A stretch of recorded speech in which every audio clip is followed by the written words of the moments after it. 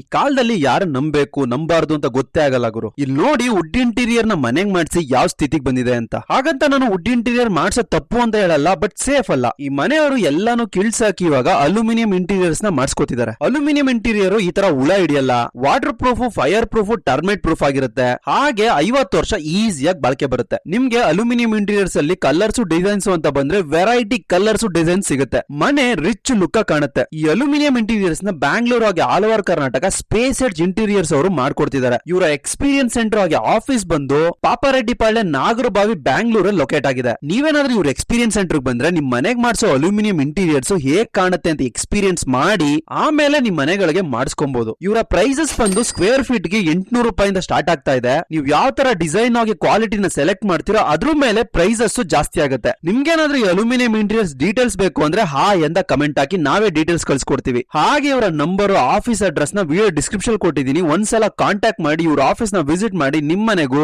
Aluminium interiors ನ ಮಾಡಿಸ್ಕೊಳ್ಳಿ.